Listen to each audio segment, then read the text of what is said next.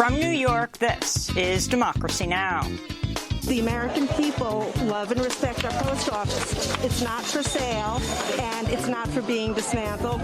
We will not be disenfranchised by their eliminating vote by mail. Protesters rallied outside the home of Postmaster General Louis DeJoy this weekend after President Trump admitted to working to undermine the Postal Service in order to make it harder to vote by mail in November. We'll speak to Congressmember Ro Khanna about the crisis at the post office and why he's planning to vote against the Democratic Party's platform at the Democratic National Convention, which begins virtually today. We'll speak with Black Lives Matter activist Cori Bush, who appears set to be headed to Congress after defeating 10-term Congressmember Lacy Clay in a major primary upset in St. Louis.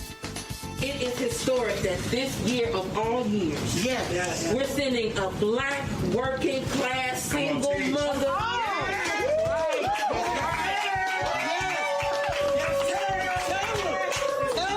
Who's been fighting for black lives from Ferguson all the way to the halls of Congress.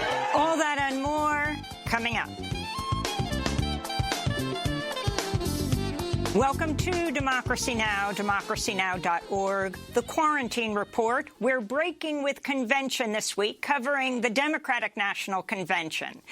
House Speaker Nancy Pelosi has called lawmakers back from summer recess for an urgent vote this week to stop changes at the U.S. Postal Service that could interfere with the upcoming election. On Thursday, President Trump admitted he's working to undermine the USPS in order to make it harder to vote by mail in the elections by pushing Republicans to reject a new coronavirus stimulus bill over Democrats' demands for funding to bolster election security and $25 billion to support the Postal Service.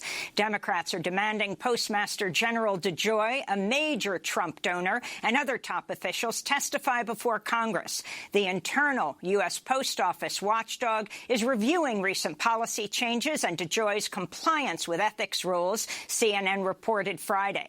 DeJoy and his wife hold as much as $75 million in assets in competitors or contractors of the Postal Service. And attorneys general from at least 6 states are considering lawsuits against the Trump administration to prevent it from reducing mail service in the run-up to the elections. As postal union members and Democratic lawmakers are sounding the alarm over delays in mail and other disruptions, the U.S. Post Office said Friday it will stop removing mailboxes in the run-up to the election, though reports emerged this weekend of boxes being removed around New York and New Jersey.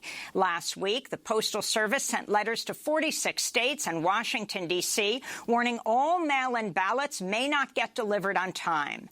Meanwhile, Vice News reported internal documents show the U.S. Post Office introduced plans in May to take hundreds of letter sorting machines out of service. On Saturday morning, protesters staged a noisy wake-up call demonstration outside Louis DeJoy's Washington, D.C. home, chanting and banging pots and pans. Blatantly attempting to steal an election, okay? We are going to be voting by mail in such high numbers this year. It's a safe way to vote. People don't want to go to the polls in a pandemic.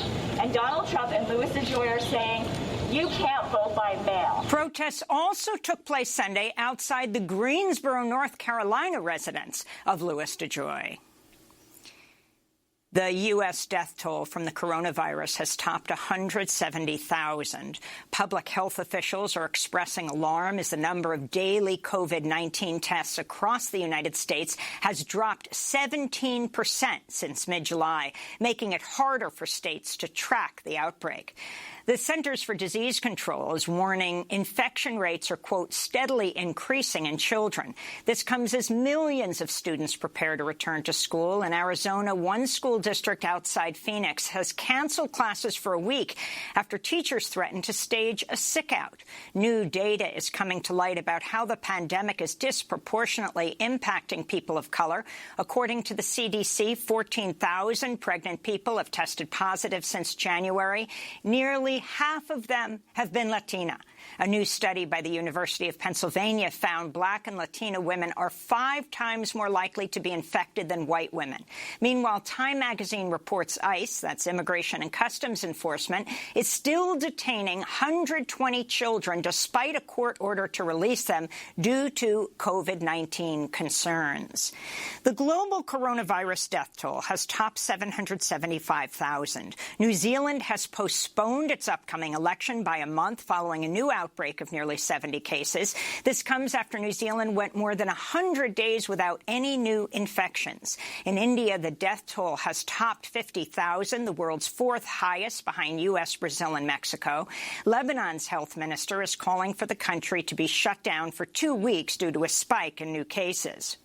This comes less than 2 weeks after a massive explosion in Beirut killed over 200 people, injured thousands, and left 300,000 homeless. Over the weekend, protests continued in Beirut, calling for the resignation of the Lebanese president, Michel Aoun.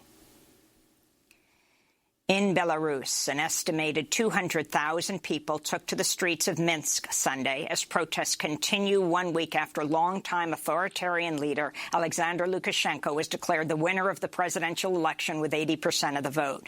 The European Union is considering imposing further sanctions on Belarus, and Amnesty International said jailed protesters likely suffered widespread torture.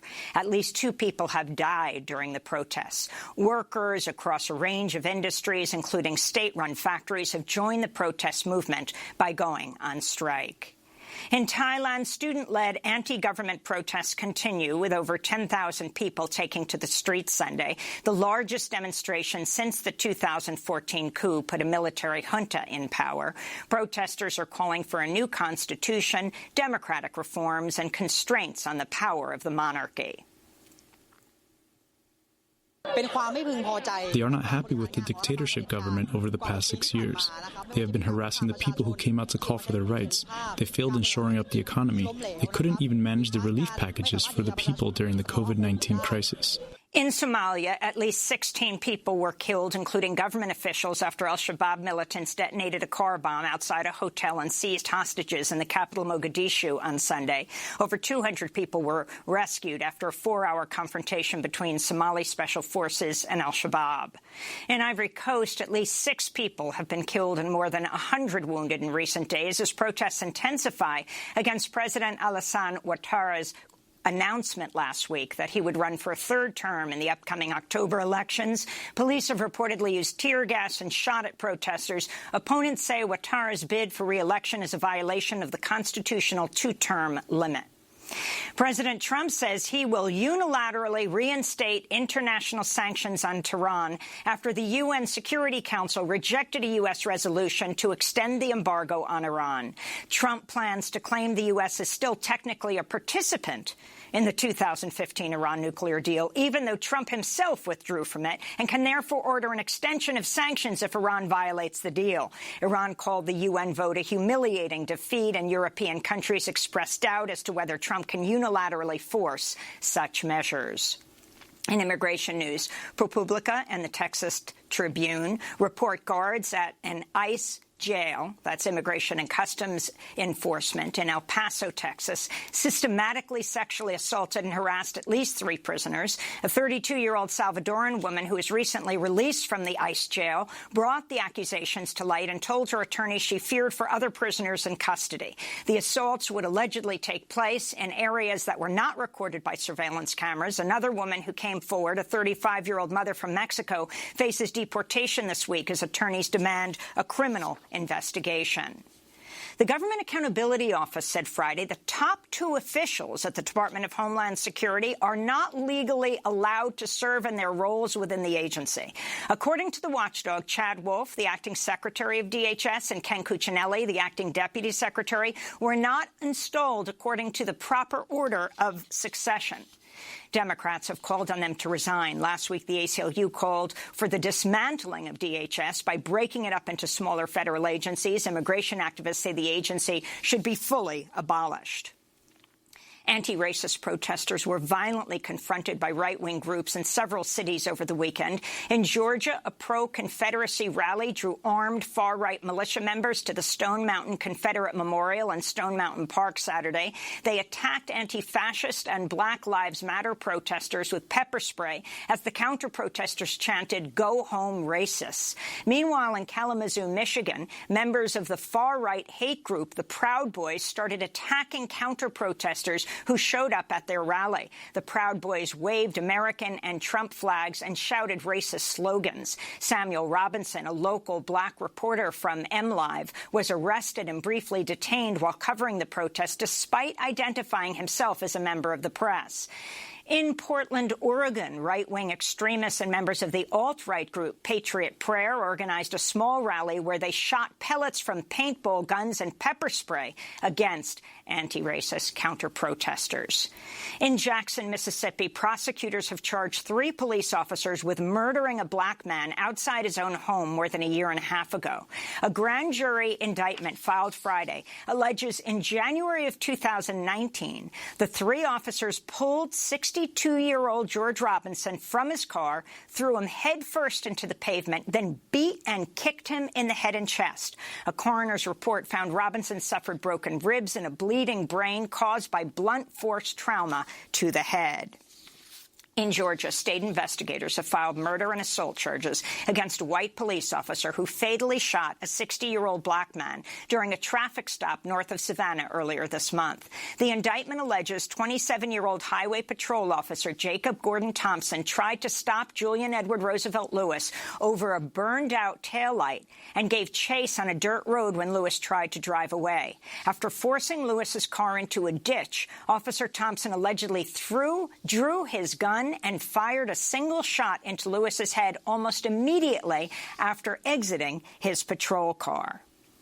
In election news in Puerto Rico, Governor Wanda Vazquez on Sunday conceded the gubernatorial primary race for her party to Pedro Pierluisi. He represented Puerto Rico from 2009 to 2017 in Congress. He said achieving statehood would be his top priority if he wins November's general election. Meanwhile, San Juan Mayor Carmen Yulín Cruz lost her bid to represent the Popular Democratic Party, which will be represented by Carlos Delgado in the general election. In California, around 2 million residents had their power shut off Friday in the state's first rolling blackout since 2001. An unrelenting heat wave has engulfed the region and is expected to last halfway through this week as the coronavirus outbreak introduces yet new challenges for Californians seeking to escape the heat in cooling centers or other public places. Meanwhile, in Iowa, hundreds of thousands remain without electricity after a deadly inland hurricane ravaged the state last Monday, leveling homes and devastating millions of acres of farmland. And Robert Trump, President Trump's younger brother, died on Saturday at the age of 71. He'd been sick for several months. President Trump visited his brother at a New York hospital the day before he died. Robert Trump served as an executive vice president of the Trump Organization in June. He sued his niece, Mary Trump, in an attempt to stop the publication of her tell-all book about Donald Trump and the Trump family. It is not clear the causes of Robert Trump's death. And those are some of the headlines. This is Democracy Now!, democracynow.org, The Quarantine Report. I'm Amy Goodman. All week this week, we are breaking with convention as we cover the Democratic National Convention. But we begin with the post office. House Speaker Nancy Pelosi has called lawmakers back from summer recess for an urgent vote this week to stop changes at the U.S. Postal Service that could interfere with the upcoming election. President Trump has admitted to working to undermine the Postal Service in order to make it harder to vote by mail in November, telling Fox News Thursday Republicans rejected a new coronavirus stimulus bill over Democrats' demands for funding to bolster election security and $25 billion to support the Postal Service. Now, they need that money in order to have the post office work so it can take all of these millions and millions of ballots. Now, in the meantime, they aren't getting there. By the way, those are just 2 items. But if they don't get those 2 items, that means you can't have universal mail-in voting. Democrats are demanding Postmaster General Louis DeJoy, a major Trump megadonor, and other top officials testify before Congress. The internal USPS watchdog is reviewing recent policy changes and DeJoy's compliance with ethics rules. That's according to CNN. Meanwhile, the U.S. Post Office said Friday it would stop removing mailboxes in the run-up to the election, even as reports emerged this weekend of these boxes being removed around New York and New Jersey and other parts of the country. Last week, the Postal Service sent letters to 46 states and Washington, D.C., warning all mail-in ballots may not get delivered on time. Vice News reports internal documents show the USPS introduced plans in May to take hundreds of letter sorting machines out of service. On Saturday morning, protesters staged a noisy wake-up call demonstration outside Postmaster DeJoy's Washington, D.C. home, chanting and banging pots and pans. This is openly, blatantly attempting to steal an election, okay? We are going to be voting by mail in such high numbers this year. It's a safe way to vote. People don't want to go to the polls in a pandemic. And Donald Trump and Louis DeJoy are saying, you can't vote by mail. Protests also took place Sunday outside the Greensboro, North Carolina residence of Postmaster DeJoy. This all comes as the Democratic National Convention kicks off virtually today, supposedly in Milwaukee. But our next guest, Democratic Congressmember Ro Khanna of California, will be voting no on the DNC platform. We'll find out why. But first, Ro Khanna is joining us from Washington, D.C. He's a member of the House Oversight Committee. That's the Committee on Oversight and Reform, where Postmaster General Louis DeJoy is set to testify a week from today. Welcome back to Democracy Now!, Congressmember Khanna. Why don't you lay out for us the crisis of the Post Office with President Trump openly admitting on Fox that he is trying to defund the Post Office so that people cannot mail in their votes, although he and his wife plan to.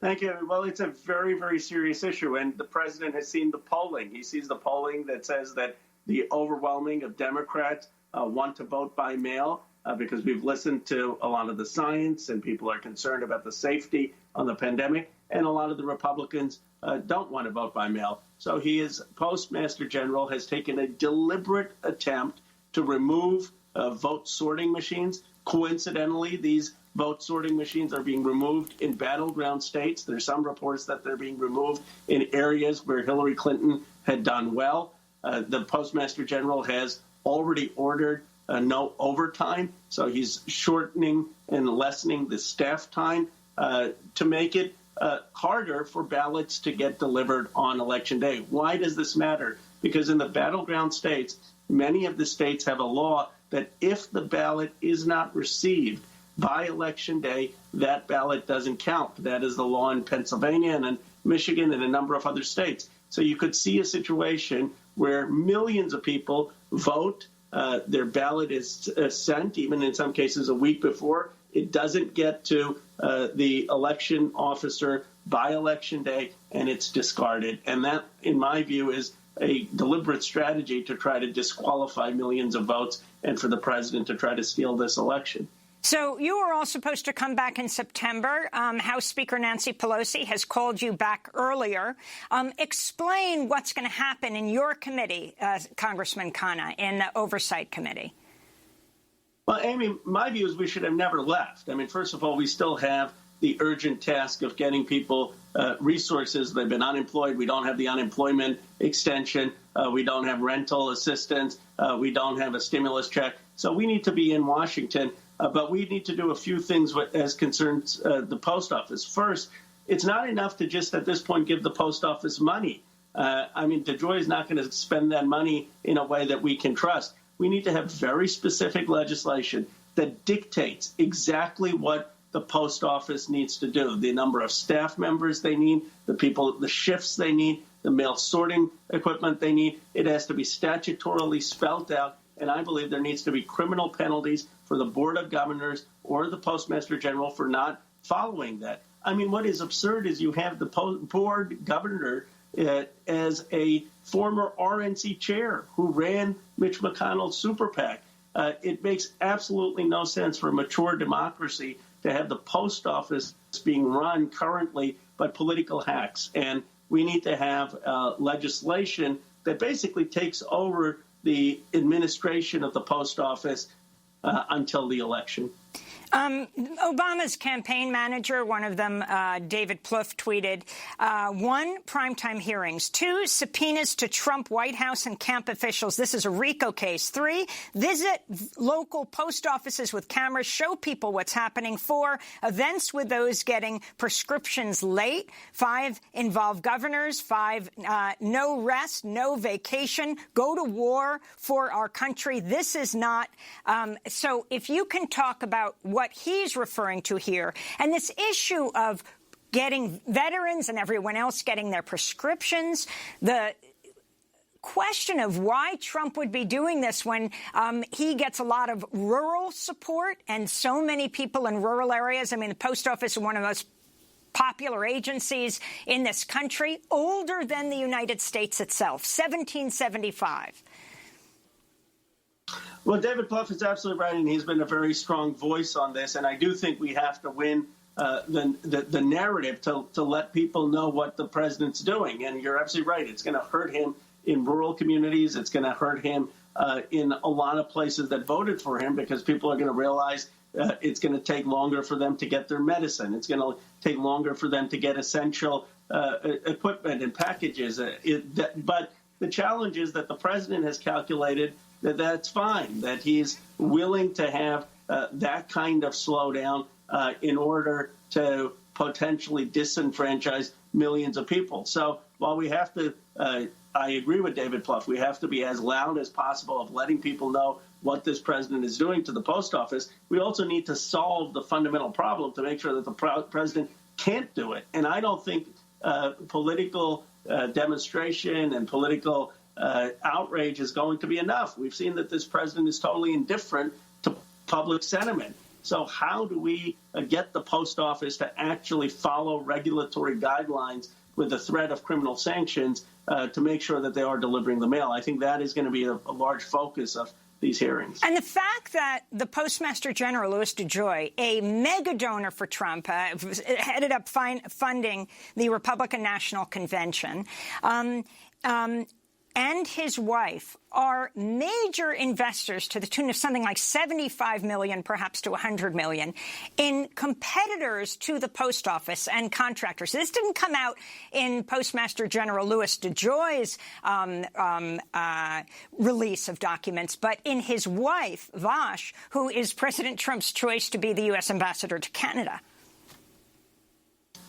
You're absolutely right. I mean, they have wanted to privatize the post office for decades. I mean, as you know, it goes back to 2006, where they passed a law requiring the post office to put money away for 75 years for people's retirement. And DeJoy was just selected to further the effort of privatization. But this is, I think, the great debate in our nation, the erosion of any sense of public commons, the erosion of public schools, the erosion of the post office, the erosion of the town square with private funding. What the Republican vision for this country is free market absolutism, where money should dictate, private sector should dictate, and a total erosion of any public commons. And that is not going to sit well, as you pointed out, Amy, in rural communities and communities across this country that believe that we should have some social fabric.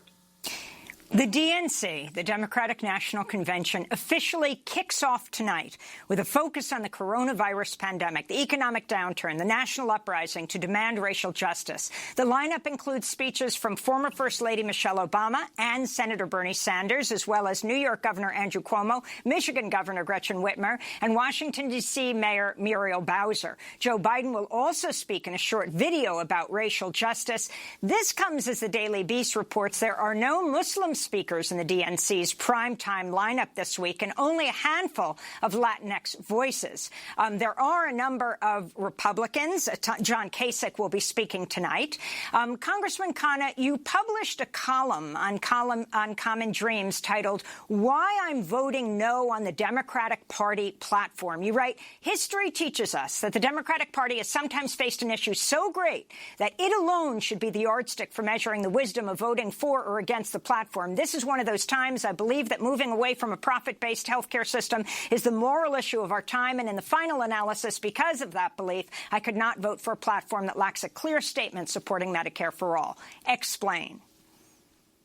Well, I am very enthusiastic about supporting Joe Biden and Kamala Harris to defeat Donald Trump, but I cannot vote for this platform that does not have universal health care as a right. I mean, we've seen millions of people lose their jobs. They should not lose their health care. This, to me, is about basic dignity. How can you say that a person's health care should be tied to whether they have a job or their employment? This was part of our platform until 1980. It was stripped during the Reagan Revolution. If we can't come around and say we are for Medicare for all at a time of a pandemic, I don't know when we will. And so I'm very proud that hundreds of delegates are going to vote against this platform while supporting Joe Biden. And I think that's a great strength of the Democratic Party, that you can have intellectual dissent and yet have a common goal. There is interesting language on Medicare for All. It says, "We're proud our party welcomes advocates who want to build on and strengthen the Affordable Care Act and those who support a Medicare for All approach. All are critical to ensuring that health care is a human right." Do you think that if Biden were to win, although he has adamantly said he's opposed to Medicare for All, the movements for Medicare for All, I mean, the polls show most people support this, could change him? Kamala Harris has gone back and forth on this. She said she co-sponsored the Medicare for All bill. I do think it can change him, and especially people who look at Bernie Sanders' plan realize that it's a 4-year transition. I mean, Bernie Sanders isn't saying go to Medicare for All in 1 year. He's saying let's extend it to 55, then 45, then 35. There's a carve-out for unions. So I think what is very possible if we continue to advocate that we can get the President Biden on year one to say let's extend it at least to 55 or 50 and then make progress from there. And that is why this activism is so important. Let me ask you about the DNC Platform Committee members overwhelmingly voting against proposed language that would oppose illegal Israeli settlements in the West Bank and support conditioning U.S. aid if Israel moves toward annexation of the West Bank. Your thoughts on this? Well, I think we needed to make it very clear that those settlements are illegal, that any annexation is illegal. And in the past, again, there has been always the American president's ability to say that we aren't going to provide aid to Israel when it contradicts our policy interests or human rights. We did this. I mean, Reagan did this when Israel bombed Iraq. There was a restriction on aid. Other presidents have done it. George Bush Sr. did it on loan guarantees. So this is not something far out from our party's tradition. And I do think there needs to be a clear statement on Palestinian rights. I think we need to speak out more clearly with the UAE-Israel agreement. I mean, it's a good thing that anytime countries are at peace, but that cannot be at the expense of Palestinian rights. UAE, as you know, has been responsible in part for the Yemen bombing. And there has to be clarity that there's no annexation and clarity that both countries are going to be recognizing Palestinian rights. Palestinians can't be the collateral damage of great power politics in the Middle East. Congressman Khanna, you are calling for a bill that would make free masks available to all. You also have written a letter along with Congressman Adam Schiff to the leadership requesting mask-related provisions in any COVID-19 pandemic relief package. Explain. The data is so clear that mask usage will help prevent the spread of coronavirus. And we've seen in other countries where they have been universal masks in Taiwan and South Korea, they have done very well in dealing with this pandemic. So what we are saying is we should be giving every person who wants them masks.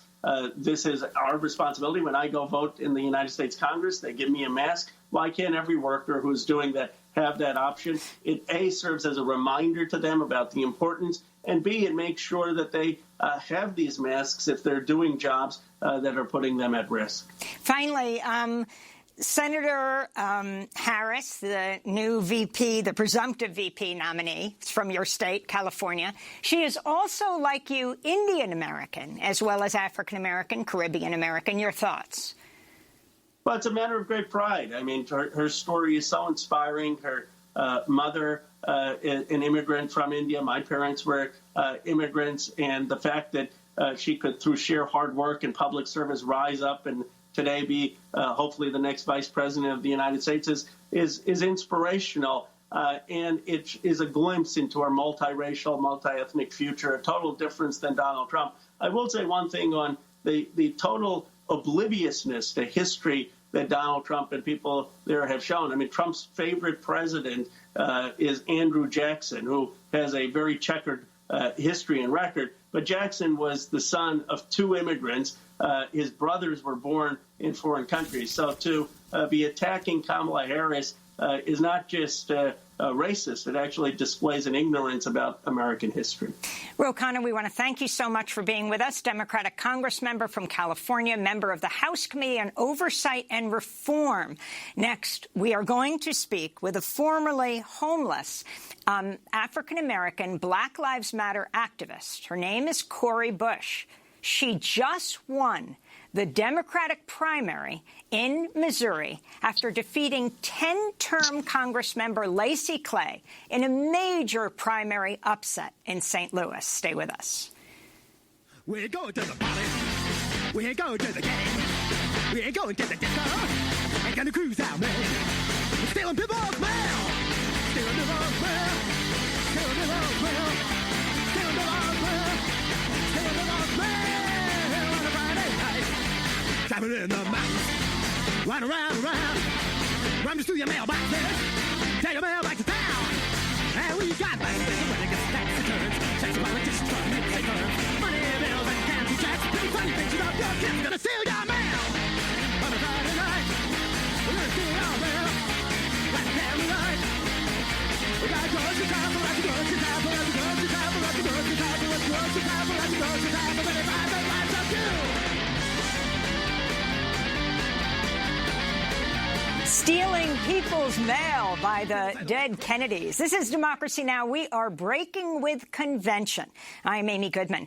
As we turn to one of the growing number of young Black progressives likely headed to Congress this November, Cori Bush won a stunning primary upset earlier this month over 10-term incumbent Congressmember William Lacey Clay, whose family has represented the St. Louis area congressional district for more than 50 years. Cori Bush is a single mother and a nurse. She was formerly homeless, was a leader in the 2014 Ferguson uprising over the police killing of 18-year-old Michael Brown. Just 2 months before Michael Brown's death, her primary opponent, Congressman Lacey Clay, then Missouri's representative, voted against a Democratic amendment that would stop the military from providing police forces with heavy weapons and vehicles. She was endorsed by the Justice Democrats and the Sunrise Movement. Senator Bernie Sanders was the only member of Congress to endorse her ahead of the election, and her grassroots campaign shunned corporate PAC money in favor of individual donations. But she had an army of supporters who made 500,000 calls and knocked on 25,000 doors. This is Cori Bush addressing supporters after her primary victory August 5th. Almost 6 years ago to this day, Mike Brown was murdered. Yes. Murdered by the police in the streets of Ferguson, Missouri. I was maced and beaten by those same police officers in those same streets. 6 months from now, as the first Black Congresswoman in the entire history.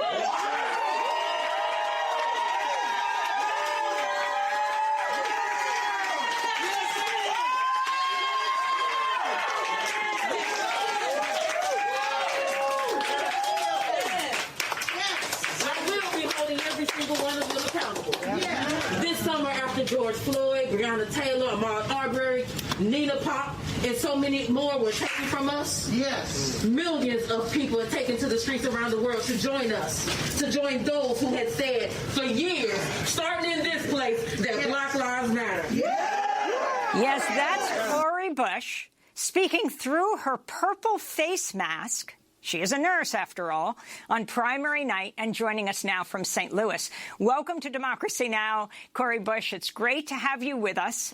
Can you talk about this incredible upset? You had challenged Congressmember Clay in 2018. You narrowly lost, but you are back at it again and won. Yes. I mean, thank you for having me on. Look, this thing was an effort from people all across our district, across the state of Missouri, and across the country. You know, we believed that it's time for a change. It's time for an active leader, someone who knows the streets, someone who knows the struggle of what's happening in our country, especially with COVID-19 and how that's devastated communities. And then with the protests, you know, with me being a nurse and me being someone who's come out of the protest movement, you know, it's time for that voice. Are you for defunding the police, and what does that mean to you? I am for defunding the police, and for me, it's a reallocation of funds. Doesn't mean the police won't have money to pay their bills and pay their salaries. It doesn't mean that, you know, they won't be funded. What it means is that there won't be areas of overfunding while we have areas of underfunding in other places, such as making sure that there is money for our human services in our community, money for social programs, money for health and hospitals. When COVID-19 hit our community, you know, our unhoused population, you know, they weren't in a position to be able to really be cared for properly. And then also, what about why do our police officers have to be social workers instead of paying social workers? We have people that go to school for that type of work. Why don't we have more social workers? And we don't need money for tear gas. We don't need money for rubber bullets and bear mace and all of that. We don't need to stockpile SWAT gear. We need to make sure that people have their needs met. And so that's one way of doing it. You talk about the militarization of the police. We certainly saw that in Ferguson, which was seminal in your rise as an activist. Can you talk about that? I mean, you live right near where Michael Brown was gunned down. Yes. And you know what, the thing is, you know, I grew up watching civil rights footage and you know, and it was kind of like this thing is over with, like, you know, like you're free now, you know, do whatever you want, you know. But then the reality was that wasn't true. And when we saw this 18-year-old, my son is 20. When we saw this, so I'm calling Michael Brown a baby. When we saw this 18-year-old baby lying in the street for 4.5 hours in the hot St. Louis sun, you know, uncovered, you know, and just the idea that he deserved justice and we couldn't get it, you know. So, yeah, we took to the streets, and there was no playbook before that said, hey, this is what you do if this happens in your community during your time. You know, we showed up and we reacted. And we kept that thing going. We protested more than 400 days. Look, people were beaten, you know, like I said before, tear gas, mace, rubber bullets. Real bullets were flying, but we kept coming back. I myself was assaulted, you know, by police during that time. Not being a violent person, me personally, I'm nonviolent. I'm not peaceful, but I'm not violent. But violent came back at me. But you know what? We stood in 2017 after the verdict from Jason Stockley after the murder of Anthony Lamar Smith in St. Louis, and then also again for George Floyd and Breonna Taylor and so many others. We continue to stand because Black lives have to matter in this country. And the only way that shows, one way that shows, is when we have equity and when we have our police treating Black people the same way that other people in this country are treated. We deserve respect. I want to ask you about the Democratic ticket. Brianna Joy Gray, the former National Press Secretary for Bernie Sanders 2020, tweeted last week, "We're in the midst of the largest protest movement in American history, the subject of which is excessive policing, and the Democratic Party chose a top cop and the author of the Joe Biden crime bill to save us from Trump. The contempt for the base is wow." Your thoughts both on Senator Harris being chosen to be the VP nominee and Joe Biden himself, Cori Bush.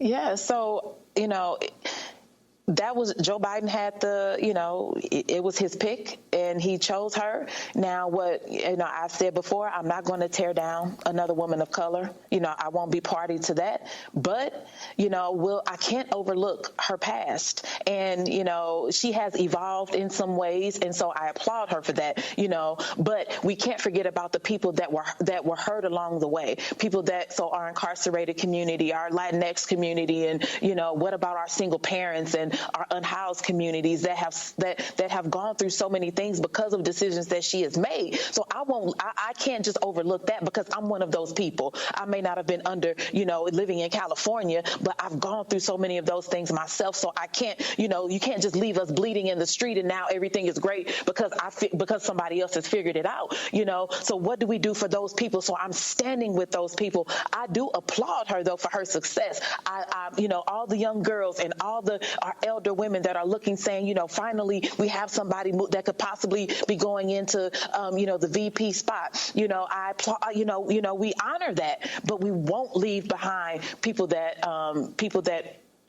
needed that voice at that time. So I'm going to be here for them. And as far as Joe Biden, that's the person who became the Democratic nominee, the presumptive nominee. So that's who we're going to rock with. And I'm saying rock with it.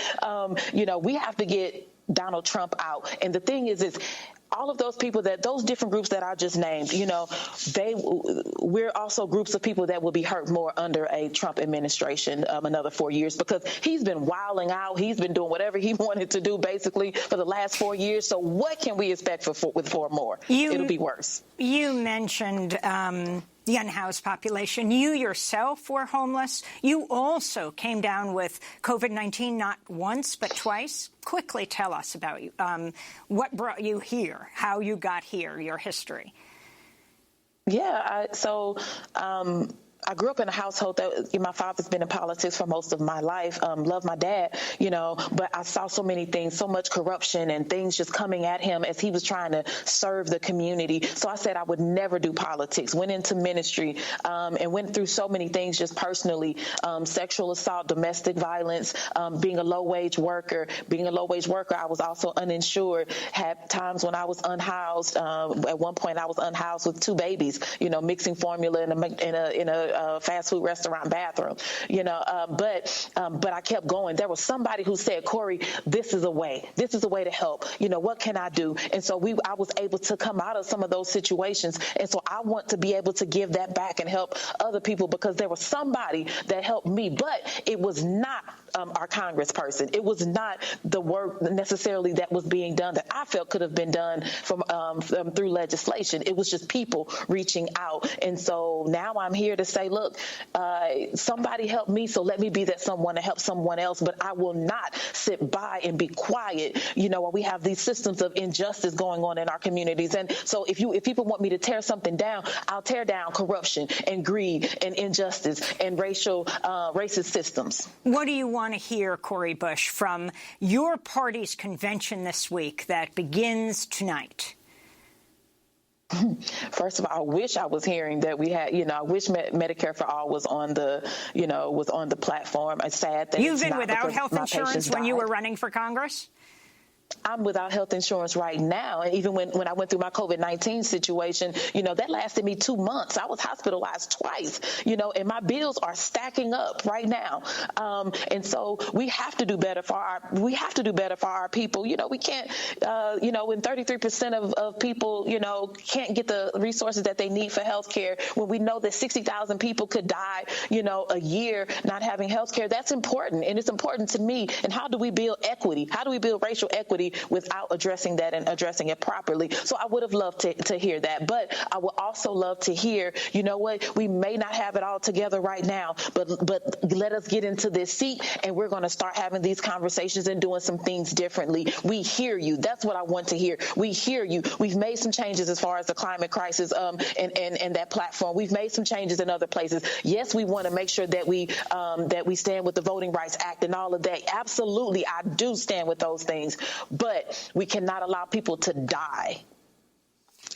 Cori Bush, I want to thank you so much for being with us. A nurse, Black Lives Matter activist who defeated 10-term Congressmember Lacy Clay in the Democratic primary earlier this month in Missouri's 1st congressional district. Clay and his father, Bill Clay, have been Congress members representing that area since 1969. Cori Bush is a formerly unhoused woman who helped lead protests in Ferguson after the police shooting of 18-year-old Michael Brown. Her story featured in the award-winning Netflix documentary Knock Down the House, along with AOC. And as we go to the next segment, very quickly, Cori, I wanted to ask you, you've said you want to expand the squad? The squad being, of course, Rashida Tlaib and Ilhan Omar. Both of them were just reelected in their primaries. AOC, of course, Alexandria Ocasio-Cortez, and Diana Pressley, who's facing a primary in Massachusetts. Yes, we have to expand the squad. We're bringing, a different flavor. We're bringing our progressive values, and we're standing on what we believe, and we're bringing our experiences. We're not so far removed from the things that the rest of the people that in our districts are facing, and it's happening all around the country. I remember what it was like to have a shutoff just a year ago, with a utility shutoff. I remember what it's like to be evicted. Those things are very close to me, and so I'm going to fight, and that's why we have to expand the squad. We have been in these situations that so many people have faced recently. Cori Bush, thanks so much, and we're going to be checking back with you. Next, we go to Honduras, where 5 Afro-Indigenous Garifuna land defenders were kidnapped last month, haven't been seen since. Honduras is one of the most dangerous countries in the world for land and environmental defenders. Stay with us. Don't you run when you hear the sirens coming. When you hear the sirens coming, you better not run, 'cause the siren's not coming for you.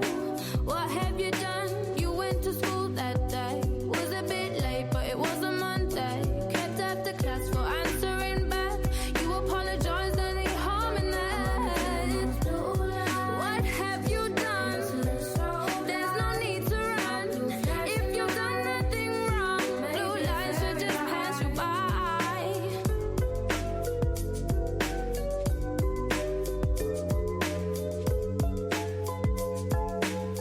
Blue Lights by Georgia Smith. This is Democracy Now!, democracynow.org. We are breaking with convention, and this is the Quarantine Report. I'm Amy Goodman. We turn now to Honduras, where preliminary hearings are set to begin today for one of the men accused of murdering the indigenous environmental activist Berta Cáceres, who was shot dead in her home in Honduras by hired hitmen in 2016. A judge will decide whether the case against one of the alleged killers, David Castillo, gets sent to trial.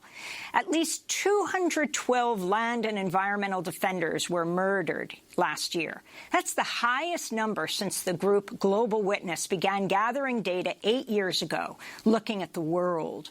Around 40% of those killed were indigenous people. Colombia was the deadliest country, with 64 land and environmental defenders killed. Honduras was also high on the list. The Berta Cáceres hearing comes as Afro-Indigenous Garifuna community in Honduras demands the safe return of 5 Garifuna land defenders who were kidnapped last month in the Caribbean coastal town of Triunfo de la Cruz.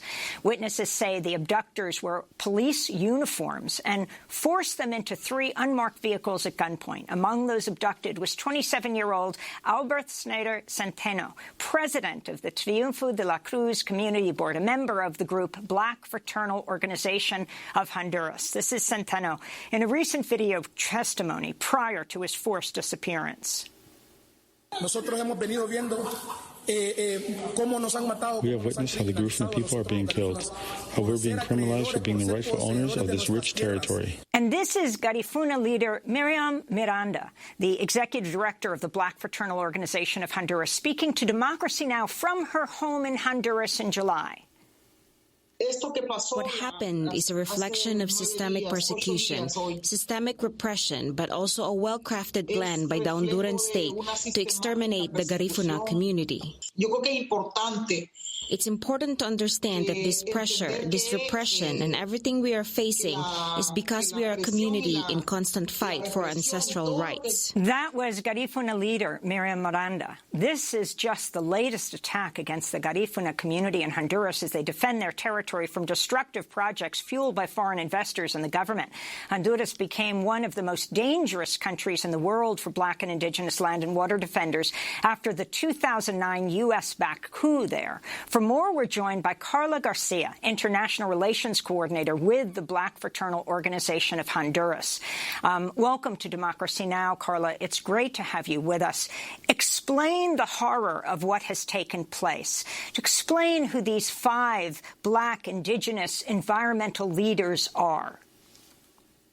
Good morning, and thank you very much for leave the voice of Ofrade be in Democracy Now!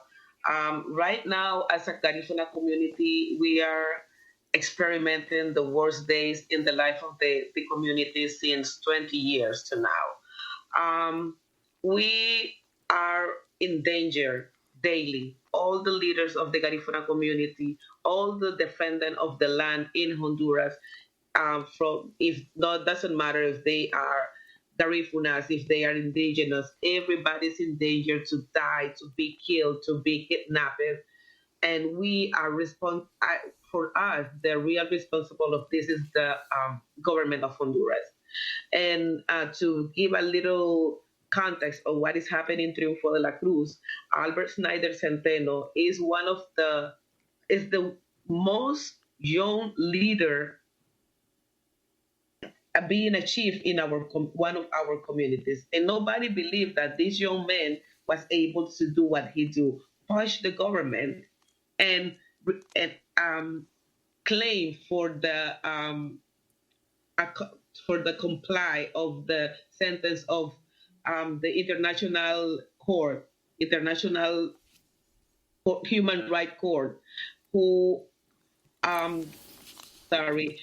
The International Court is Honduras needs to obey the International Court rules and give back the land to the Triunfo de la Cruz, and they are trying to don't do that. And that's why they kidnapped Albert Snyder Centeno to make the community walk back or make a step back. But we are not doing that because it's enough. It's too much people dying, too much people in danger, and our next generation needs the land to continue living. You know, I wanted to turn to another clip of Garifuna leader Mary Miranda speaking to Democracy Now! From her home in Honduras last month. What we feel as an organization is that something similar to the Berta Cáceres case is going to repeat itself, where the government is going to parade a group of people or say, this person was the one who committed the crime, or this person was the one who did it. But the intellectual authors will remain with impunity. And this is one of the reasons why I feel like it is important to tell you. I have not told anyone, and I am going to speak with you honestly. Today, more than ever, my life is in danger.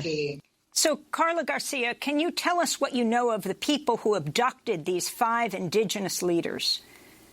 So what is the situation? They arrived on June 18, dressing official police clothes, and they went inside of every house, and they asked for those guys, those kids, and they removed them from the police, from their houses, from the community, and they disappear. So if this happening with 5 indigenous or Garifuna men inside of the community, what cannot happen with the people who is in the front line, as happened with our hermana Berta Cáceres?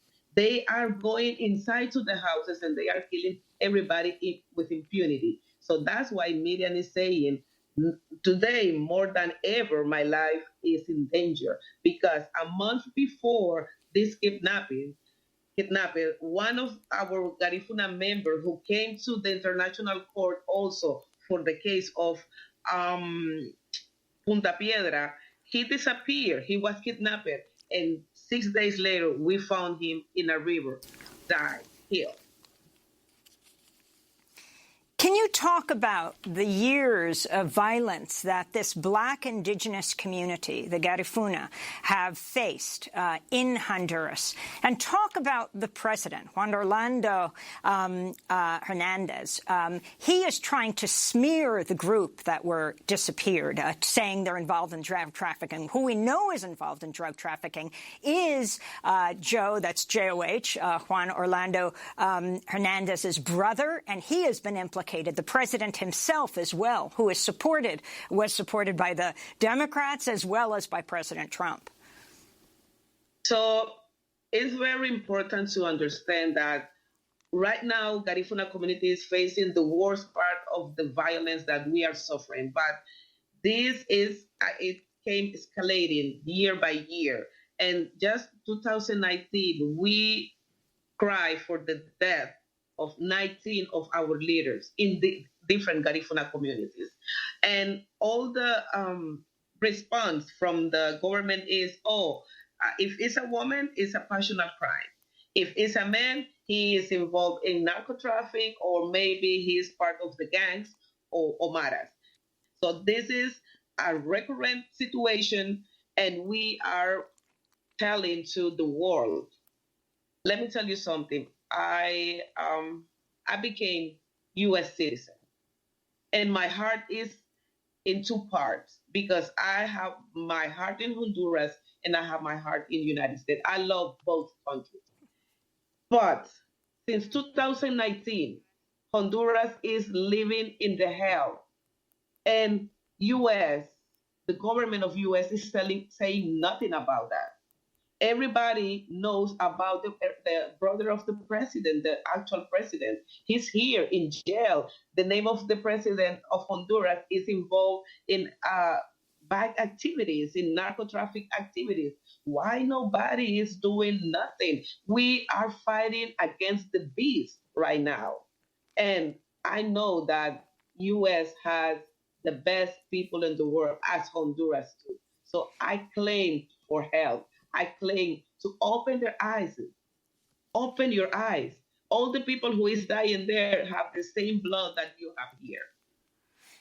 Minnesota Congressmember Ilhan Omar, who just won her primary, and several other Congress members are denouncing plans by the Trump administration to invest $1 billion over the next 3 years in a hydropower project in Honduras, plagued by accusations of corruption and human rights violations. And this goes to President Trump's support for the president right now, who is attacking the 5 Garifuna leaders who have been abducted. Carla Garcia, can you talk about the connections you see?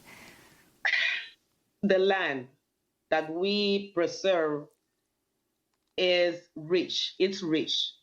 And it's the same thing that the land that the indigenous communities in Honduras or across America, because if you see what is happening to the Garifuna community, it's happening across America to all the indigenous and Black communities. Why? Because we live in common union with the Mother Nature. We take care of the Mother Nature. We don't take away from the Mother Nature what we don't need. So now everybody needs our rivers. Everybody needs our land, our sea, everything that we have to live is supposed to go to other people. I want you to pay close attention to the letter that the congressman sent, because U.S. is facing the immigration situation. Why you think the people is migrating from Honduras in this scale? Why the Garifuna community is coming in caravans to United States? Because the government of Honduras is taking away everything that they have and all the opportunities for the next generation. If the money go to from United States to Honduras to invest and continue taking away what the community needs to continue living, people will continue coming to United States. So this is a problem that we need to cut from the root.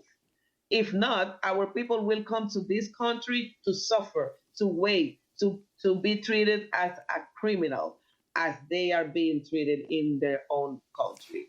Carla Garcia, we want to thank you so much for being with us. Of course, we will continue to follow this very grave issue in Honduras. Carla Garcia is International Relations Coordinator at the Black Fraternal Organization of Honduras. All week, Democracy Now! Will be breaking with convention as we cover the Democratic National Convention, which virtually begins this evening. We'll bring highlights of the speeches of everyone from Bernie Sanders tonight and Michelle Obama and others. That does it for today's show. Democracy Now! Is produced with Mike Burke, Renee Phelps, Dina Guzder, Libby Rainey, Nermeen Sheikh, Maria Taracena, Carla Wills, Tammy Warnoff, Tarina Nadura, Sam Alcoff, Tay Maria Studio, John Hamilton, Ravi Karen, Hani Masood, Adriano Contreras. I'm Amy Goodman. Stay safe. Wear a mask. Thanks.